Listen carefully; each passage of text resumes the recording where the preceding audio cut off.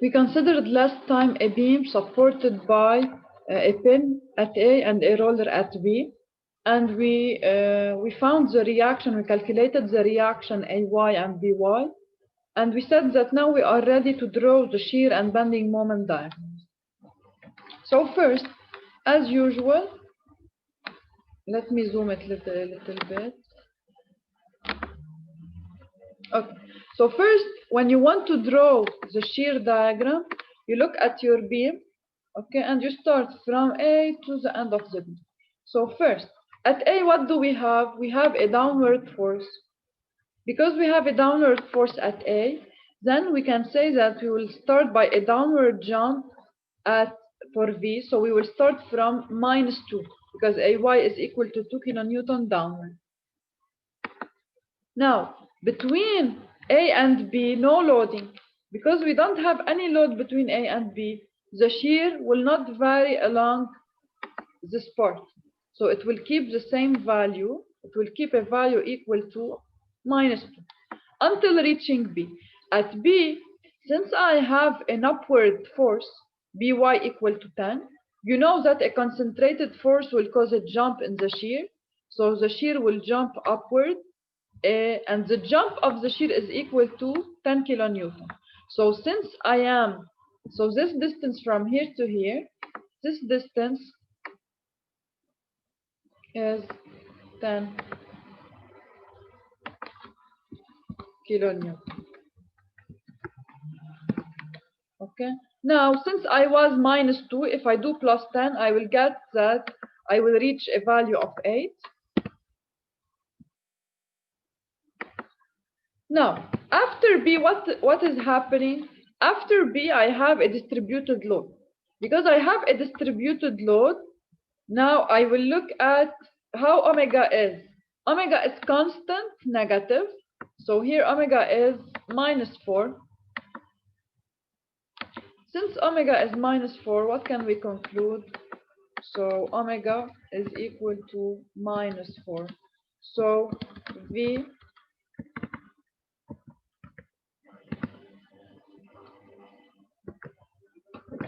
is linear decreasing. Okay, V is linear decreasing. So we can say that the slope of decrease of V is equal to 4. So we draw a straight line and we write close to it that it has a slope of -4. And now, to know what is our final value, we can expect it. Because at the extremity of the beam, we don't have any concentrated load. Because we don't have any concentrated load at the end of the beam, we expect that it should end by 0. Now, to make sure of this, we have that the variation in shear is equal to the area under W. And here, since W is negative, so we have a decrease in V. And to know how much it's decreasing, we find the area of this rectangle. The area of this rectangle is 4 times 2, it's 8. So we can write that delta V between equals to V at 6 meters, V at 6 meters minus V at 4 meters is equal to -8. And since we have already calculated the value of shear to be 8 at B, then when we do -8, we deduce, so V at 6 meters as expected is equal to 0. Okay, and we are done with the shear diagram. Now, to draw the bending moment diagram, we should look at both the figure and the shear. Okay, so let us do it.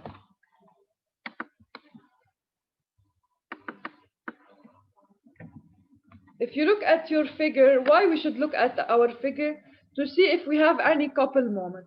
But as you can see here on the load figure, no couple moment. So no jump in bending moment. Okay? So if you don't have any couple, no need to look at the figure. You only can look at the shear diagram. So starting from the shear diagram, so first we said no couple moment along my beam. So of course my bending moment should begin by 0 and should end by 0 also. And I will not have any jump in my bending over the beam because as we said, we don't have a couple over the, okay? Now, from A to B, we have that V is negative, constant, V is -2. And we know that V represents the slope of M. So if V is constant negative, then the moment is linear, decreasing. And I will put here that the slope, so the slope of M is equal to V is equal to -2. Now, to know to which value we will reach, we can say that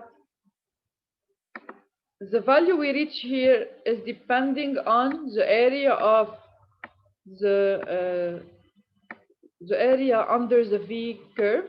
But as you can see, V is negative, so I will take it will be a drop in M, and the area is equal to 4 times 2 equal to 8. So here, this area is 8. So I can say that,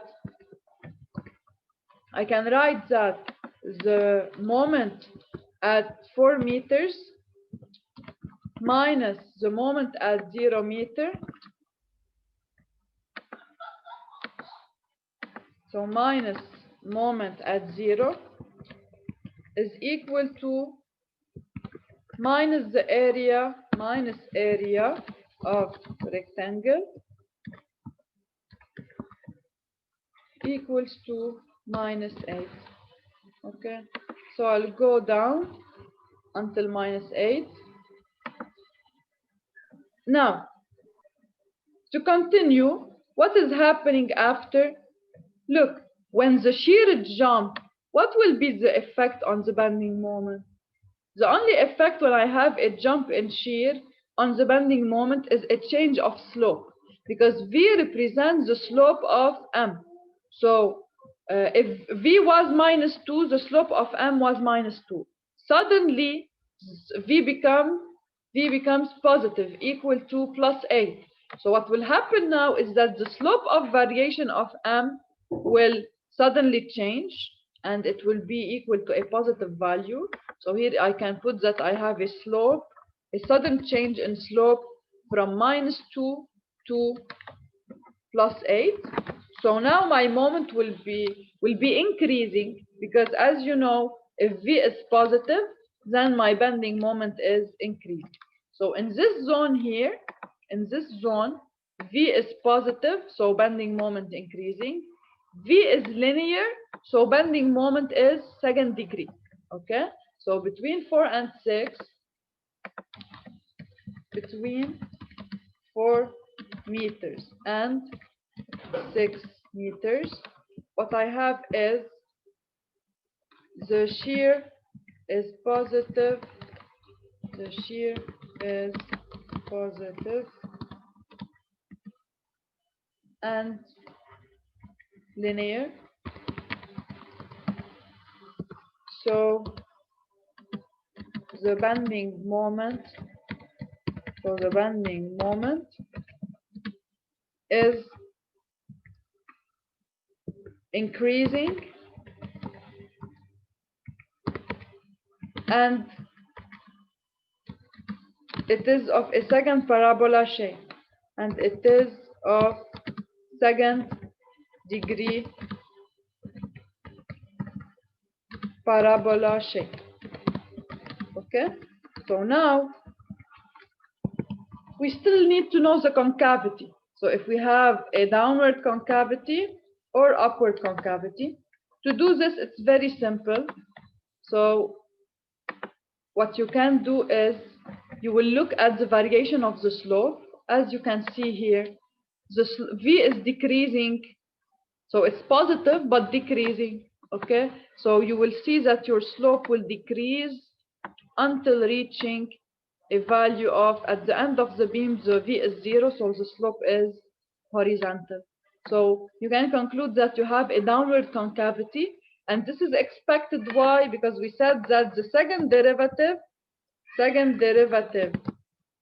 of m with respect to x is equal to omega.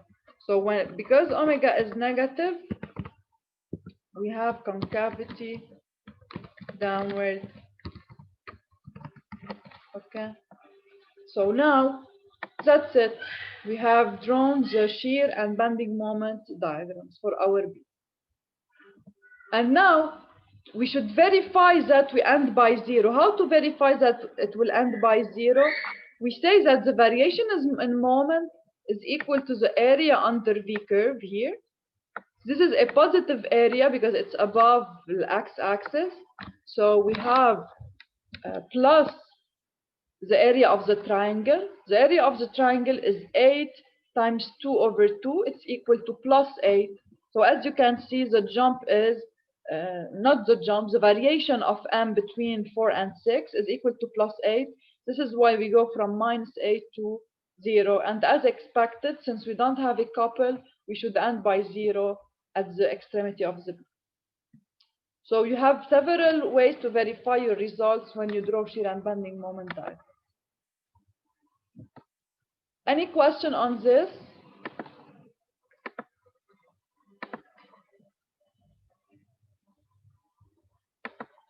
Okay, so let us continue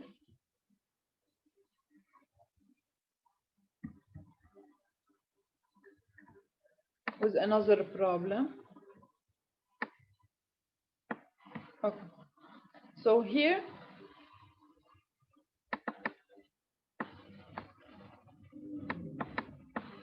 in this problem, we have a pin and a roller.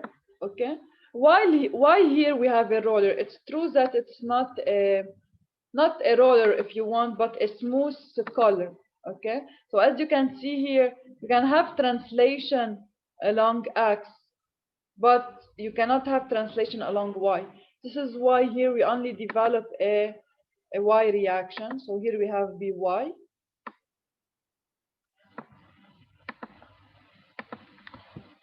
while for a we have ax and ay.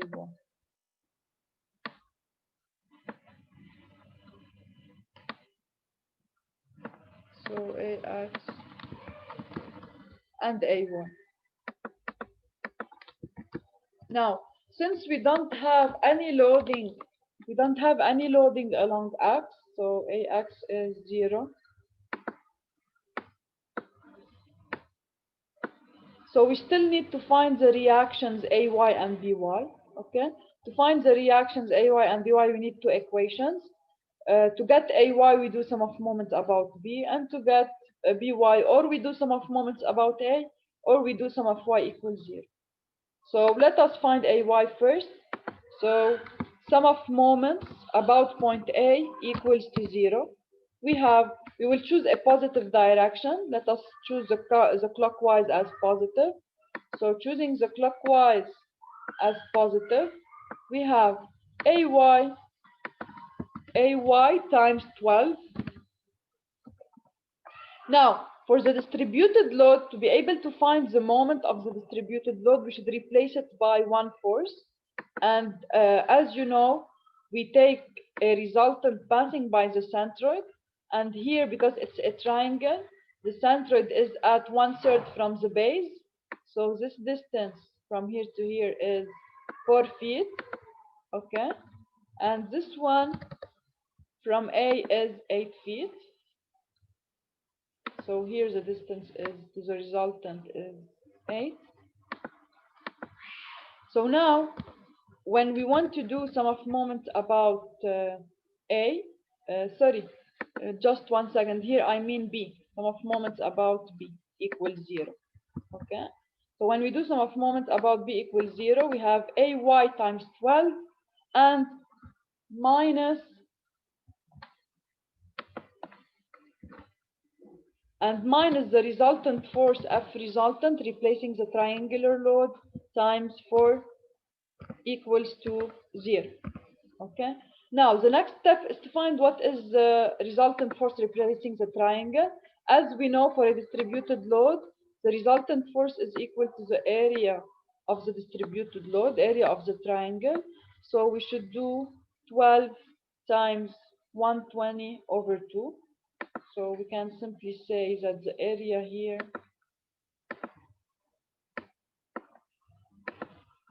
is 12 times 120 over 2. So it's 720. Okay.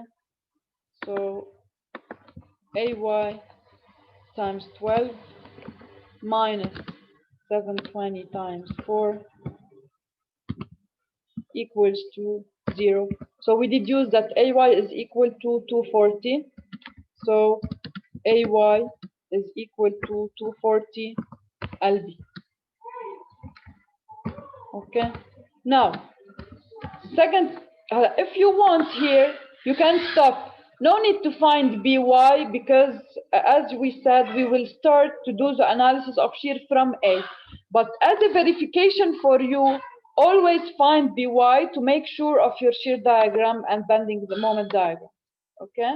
So here, you can say that simply AY plus BY equals to the resultant force FR, which is 720.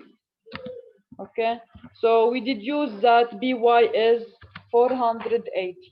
So BY is equal to 480. Okay, and if you want to make sure of your reactions to do a verification, you can do sum of moments about A equals 0. If you do sum of moment about A equal, what you do sum of moment about A since you get BY and you verify that it is 0. Okay, so as verification, I always advise you to do this because if your reactions are wrong, this will affect your shear and bending moment graphs. Okay, so as verification, you can do, let us verify that sum of moment about A is 0. If I do sum of moments about A, what do I get? I get, let's say we consider if we keep the clockwise direction as positive, then we have a plus 720 times 8. And for BY, it's a negative moment, so minus BY, which is 480. So minus 480 times 12. Okay, and if we do the calculation, we can verify that it is equal 0. So verified, the reaction we found is true. Okay, now once we find our reactions, we can move to the second step. The second step is to draw the shear and bending moment diagrams. So let us go to our figure here. First, as usual, we look at, to draw the shear, we look at the load on the beam, okay, on the structure. So first, starting from AY, you have a positive AY reaction of 240. So you start by an upward jump in shear. So I start from plus 240. Then V is varying in a linear way and is negative. When V is linear, when W is linear, then V is second degree. Okay, so I can write here W linear decreasing, W linear negative because it's W is downward. Okay, so V second degree. Okay, V is a second degree parabola, and it is decreasing. Okay, and it is decreasing. Now to draw the graph, first I need, if you want, I will take several points because here it's a parabola. What I can say is first I'm starting by W0, so first my slope is horizontal. And as I go from A to B, the slope is decreasing, okay? Or increasing in the negative direction if you want, increasing in a negative way. And at the end of the beam, my slope is equal to the value of W at the end, which is minus 120. So at the end here, I can put that slope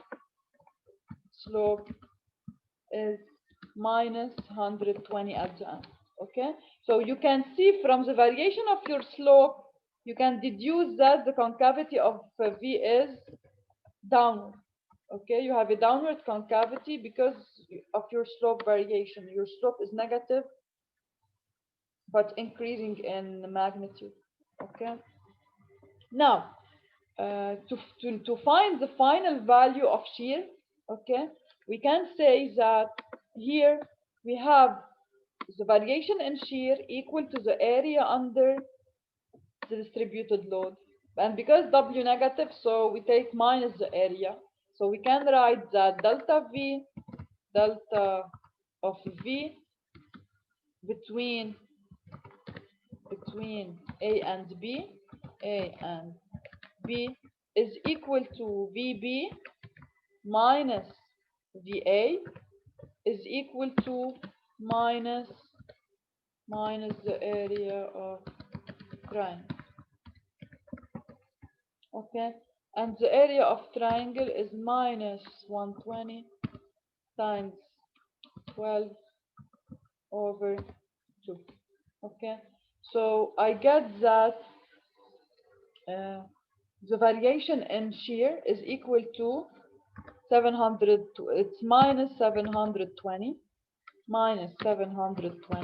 So I did use that VB is equal to VA minus 720 is equal to, the value of VA is 240, so 240 minus 720 equals to minus 480.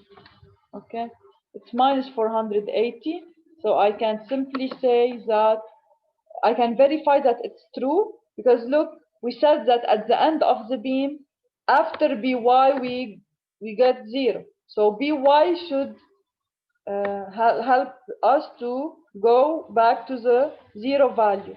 This is why always at the end of the beam, the shear is equal to minus the force at B.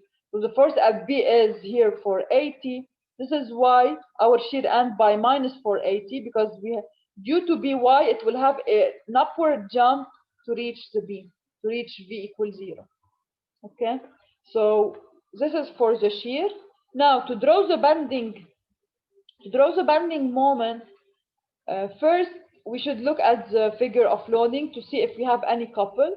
We don't have any couple on the figure of loading, so we can be sure that we should start by moment by 0 and end by 0. Okay, now since we are interested in the shear diagram and we know that V represents the slope of moment, okay, moment diagram, then it is interesting to find at which value V becomes 0. Why? Because look, because V is the slope of M. When V is equal to 0, this means that we have a maximum or minimum in the bending moment. So it is important to know at which location V is 0. Who can tell me? How can we find at which location V is 0? What can we do?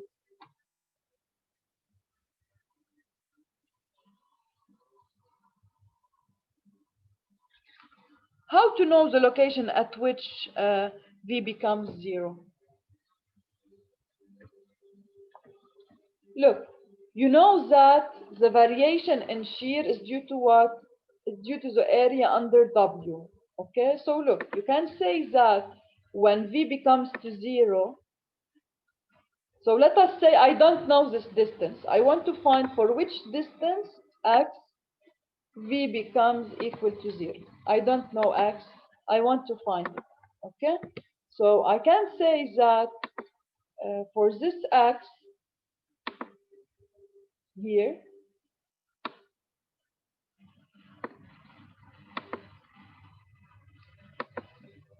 we have that this area here should be equal to what? This area should be equal to 240. Why? Because delta V, V will go from 240 to 0, okay? To be able to go from 240 to 0, then the corresponding x should correspond to an area here equal to 240, okay? So I know that this area here should be equal to 240. Now, I will express this area function of x. I have the width is x. What about the height here? To know the height, to know this height, I can do two methods. I can do Thales theorem, okay, or I can use similar triangles. So I can say, let us say this distance is y, okay. Using Thales theorem, we can say that y over 120 is equal to x over equals to x over 12, okay. So y can be replaced by 10x, okay. Y is equal to 10x. And now I can express my area function of x, because my area here, which is 240, okay, is equal to what? Is equal to x times y over 2, x times y over 2, which is equal to, I will replace y by its value, so it's 10x squared, 10x squared over 2, okay. And now I can find the value of x. If I solve this relation, this is equal to 240, I get x, so x is equal to 6.93, okay. And now I am done with the position for which v is equal to 0. I found the position corresponding to v equals to 0. What is the next step? Now I can start to draw my bending moment diagram, okay. So first I start my bending moment diagram with 0, because I don't have any couple here. No couple on my load figure, okay? Now, I start by saying the slope of M is equal to the shear value. At the beginning of my beam, the shear is 240, so I will start by a slope of 240. So my slope will start by a value of 240. So here at the beginning, slope 240.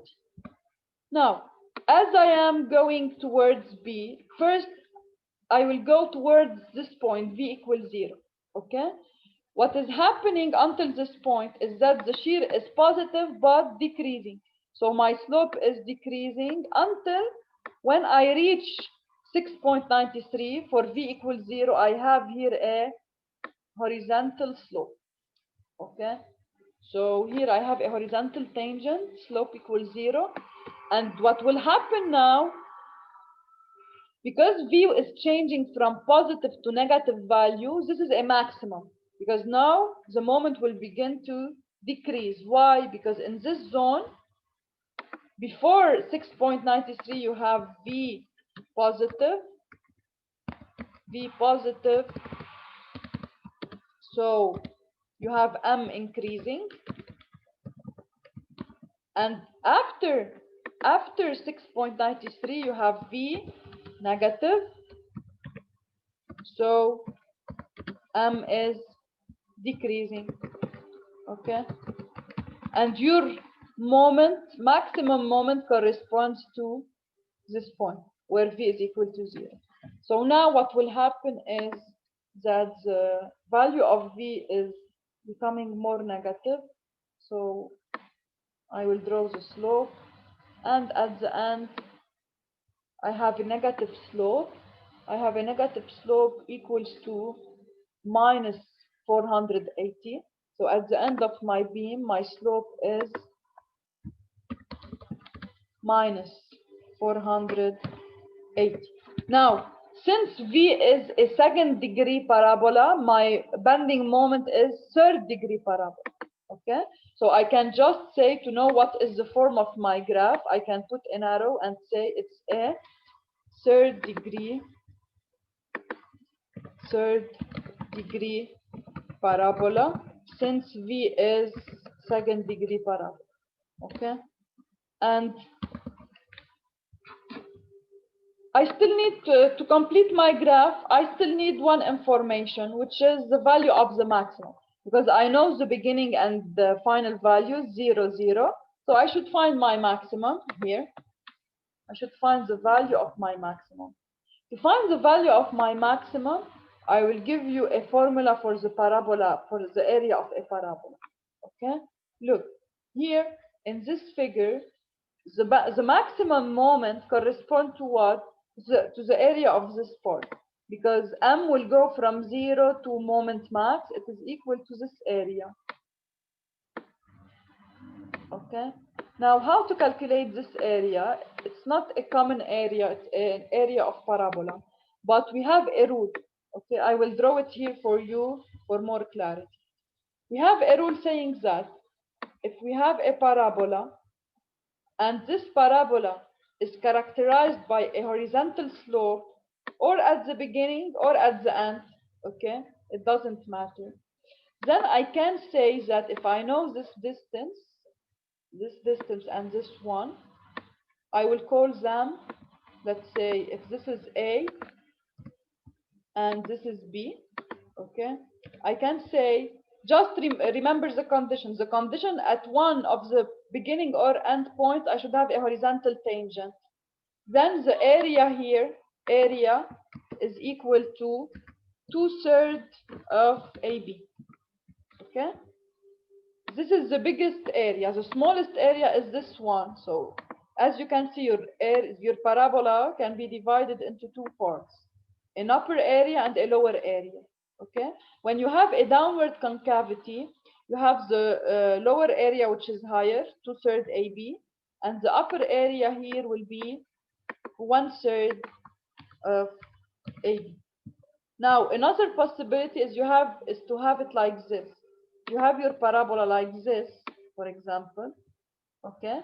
Then your horizontal tangent is from this side at the end. If you have at the end a horizontal tangent, then you can say that because I have an upward parabola, upward concavity parabola, then the area of the lower part will be 1/3 AB. So I can divide it into two parts. So in this scenario, the lower area will be 1/3 AB, and the upper area will be 2/3 of AB. Okay, so it depends on the figure you have. Let us see here what do we have. I will clear everything and look back to my figure. Okay, look, I have my horizontal slope is at the beginning, and my parabola is downward. Okay, so here I am in which case? I am in the first case. A is equal to 240 and B is equal to 6.93. Okay, so here my A is 240 and my B is 6.93. Okay, and since I have a horizontal slope at the beginning, I can apply the formula, because here I have a downward concavity for my parabola. I can apply the formula of the first case and say that the area under shear, okay, is equal to 2/3 times 240 times 6.93. And this will be equal to what? This will be equal to my maximum moment. This is equal to maximum moment. Okay, it's equal to m max minus moment at the beginning at A, but you know that moment at A is 0 because we don't have any couple at A. So since moment at A is 0, then we can use that the maximum moment here, the value here, which is 1109, okay, corresponds to this area. Okay, and in this way we have completed the shear and bending moment diagram. Any question on this problem? Okay. So this is the chapter of internal forces. Okay. We are done with the statics part. We will do some review problems on it after, but now in the second session we will start to do dynamics. Okay. So because you know the course is divided into two parts, statics and dynamics. We are done with the statics part and we will start with the dynamics part. Any question before I start a new session? Okay. So I will open a new session.